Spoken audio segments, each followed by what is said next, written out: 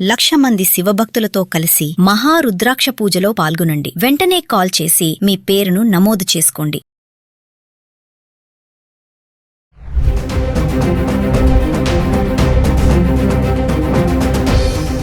Hi viewers, India's largest digital media network Suman టీవీకి స్వాగతం. ప్రస్తుతం మనతో ఉన్నారండి లైఫ్ కోచ్ రామ్మెట్ గారు. సో బాగా వైరల్ అవుతున్న వీడియో, అతి బాధాకరమైన విషయం. రాధా గాయత్రి ఇది పెళ్ళై 7 నెలలకే హనీమూన్కి వెళ్ళి అనుమానాస్పదంగా మృతి చెందింది. అందరికీ అనుమానం వాళ్ళ భర్త మీద. సో అసలు ఆ సైకో భర్త ఏం చేశాడు, ఎందుకు అలా, అసలు ఎవరు చేసింటారు అనేది ఇంకా ఏ క్లారిటీ రాలేదు. సో దీని గురించి రామ్ గారిని అడిగి తెలుసుకుందాం. నమస్తే రామ్ గారు. నమస్తే అండి. పెళ్ళై 7 నెలలే అండి. నిజంగా 7 నెలలకి భర్త హనీమూన్కి తీసుకెళ్తున్నాడంటే ఎన్నో కోరికలతో ఉంటది భార్య, ఆశలతో పాపం మంచిగా ఎంజాయ్ చెయ్యొచ్చు అని చెప్పి. అసలే శాడిస్ట్ భర్త, సైకో భర్త అని వాళ్ళ పేరెంట్స్ అంటున్నారు, వాళ్ళ సిస్టర్స్ కూడా అంటూ ఉన్నారు. ఒక్కొక్కసారి అనిపిస్తుంది శాడిస్టులతో ఉండడం కన్నా, అంటే ఒక్కొక్క ఇన్సిడెంట్ చూసిన తర్వాత బయటికి రావడమే బెటర్ కదా, ఇంకా వాళ్ళని నమ్మే స్టేజ్ లేదు. అసలు ఆడి పైశాచికం ఎలా ఉండేది, అందరి అనుమానం. అంటే ఆ భార్య చనిపోయినా కూడా ఏమాత్రం బాధ దిగులు లేని భర్త ఎవరు అంటే ఈయననే. ఒక చుక్క కంట్లో నీళ్ళు రాలేదు అని క్లియర్ గా చెప్పేస్తున్నారు, అన్నీ కనిపిస్తున్నాయి. ఏ యాంగిల్లో చూసినా భర్త మీదే అనుమానం ఎక్కువ ఉంది. ఏమంటారు? ఖచ్చితంగా అంటే ఇప్పుడు జరిగిన ఈవెంట్స్ కానివ్వండి, ఆర్ ఏదైతే జరుగుతుందో కరెంట్లీ చూసుకుంటే అతని మీద అనుమానం రావడం తప్పులేదు. ఎందుకనంటే పెళ్ళైన కొత్త దగ్గర నుంచి like right from the beginning, మొదటి రోజు నుంచి ఇప్పుడు లైక్ మొన్న తను చనిపోయేంత వరకు కూడా అసలు ఎంత అనుమానం ఉండేదంటే, అసలు చెప్పాలనంటే ఎక్కడికన్నా వెళ్ళాలన్నా వెళ్ళనిచ్చేవాడు కాదు, ఎవరితోటన్నా మాట్లాడాలన్నా మాట్లాడనిచ్చేవాడు కాదు, ఫ్రెండ్స్ని కలవద్దనేవాడంట. వీక్లీ వన్స్ ఆఫీస్కి వెళ్ళాలి ఖచ్చితంగా. ఇప్పుడు సాఫ్ట్వేర్ అంటే తెలిసిందే అందరికీ.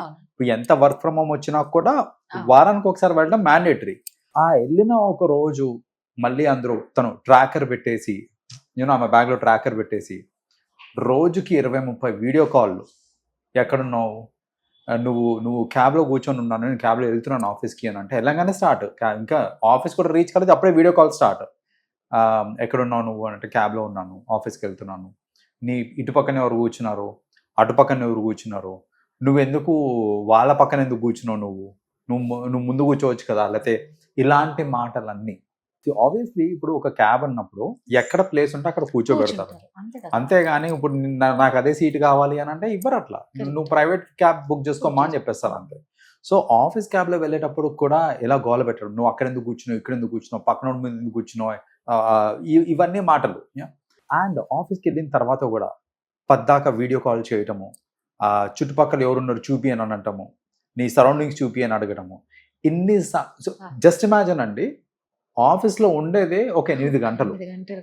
8 గంటల్లో 20-30 సార్లు కాల్ చేస్తున్నారు అని అంటే అసలు వర్క్ మీద ఏం ఫోకస్ ఉంటుంది?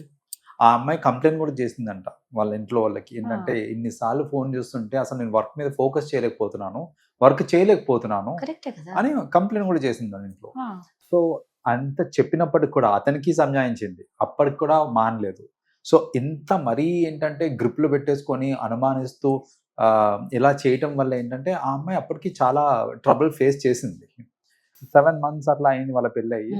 ఇప్పుడు ఏంటంటే వాళ్ళు ఒక ట్రిప్కి వెళ్దాము అని ప్లాన్ చేసుకున్నప్పుడు జనరలీ ఒక చిన్న ఆశ ఏంటంటే, సరే ఇంత దీంట్లో ఇంత ప్రెషర్లో డైలీ ఇన్ని గొడవల మధ్యన ఒక బ్రేక్ తీసుకొని మనం ట్రిప్కి వెళ్తే అట్లీస్ట్ రిలేషన్షిప్ బాగుపడుతుందేమో అనే ఒక ఆశతోటి తను ఉండేది. ఆ అమ్మాయి చెప్పుకుంది కూడా, వాళ్ళ అమ్మతో చెప్పుకుంది కూడా, నాకేంటంటే సరే ఇట్లా ట్రిప్కి వెళ్తున్నాం కదా, కొంచెం రిలేషన్ ఏమైనా బాగుపడుతుందేమో అనేసి అలా కూడా ఆశిస్తున్నాను కూడా చెప్పింది తను. ట్రిప్కి వెళ్ళిన తర్వాత రాత్రి వాళ్ళు ఫిజికల్ అయ్యారు అండ్ మార్నింగ్ లేసేసరికి చనిపోయారు. చనిపోవడానికి పోస్ట్ మార్టం అవన్నీ కూడా చేశారు. చేసిన తర్వాత లైక్ కొన్ని రిపోర్ట్స్ ప్రకారం అంటే మనకి తెలిసింది ఏంటిది అని అంటే, which people are assuming again ఏందనంటే కొన్ని స్టిమ్యులేటర్స్ ఉంటాయి, లైక్ సెక్షువల్ డ్రైవ్ని ఎన్హాన్స్ చేయడానికి కొన్ని స్టిమ్యులేటర్స్ ఉంటాయి.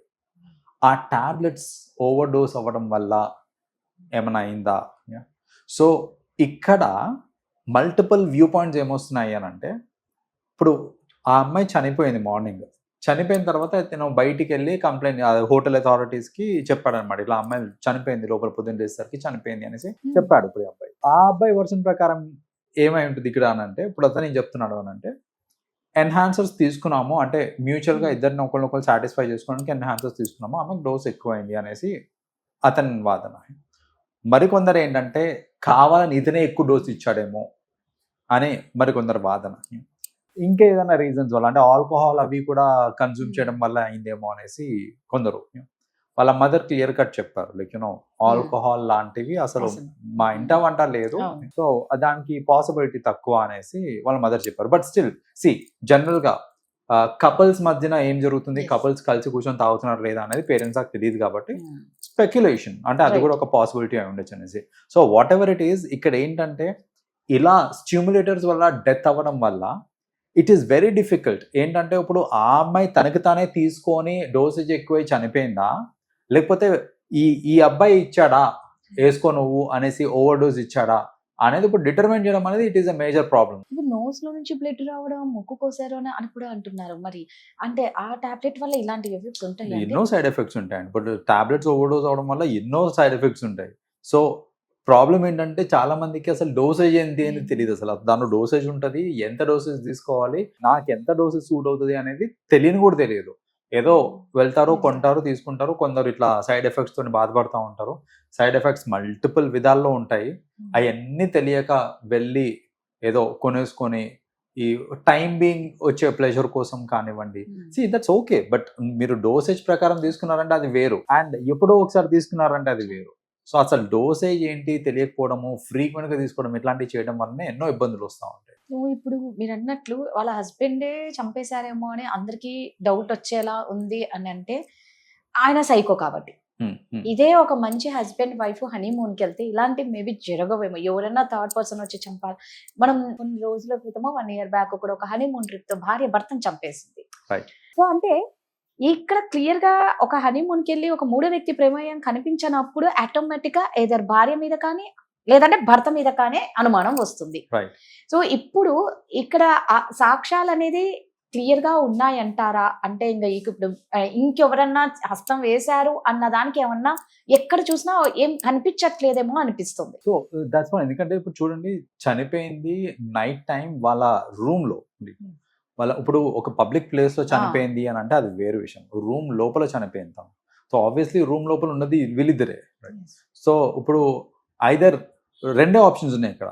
ఐదర్ హస్బెండ్ అన్నా చేసి ఉండాలి, లేదా అదొక న్యాచురల్ డెత్ అన్నా అయి ఉండాలి.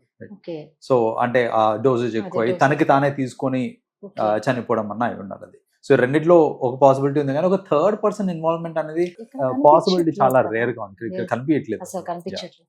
సో నిజంగా తొందరగా ఈ మిస్టరీ వీడి న్యాయం జరగాలి, ఆ బిడ్డ తల్లికి, ఆ బిడ్డ ఆత్మకు శాంతి చేకూరాలని కోరుకుంటున్నాను. Thank you.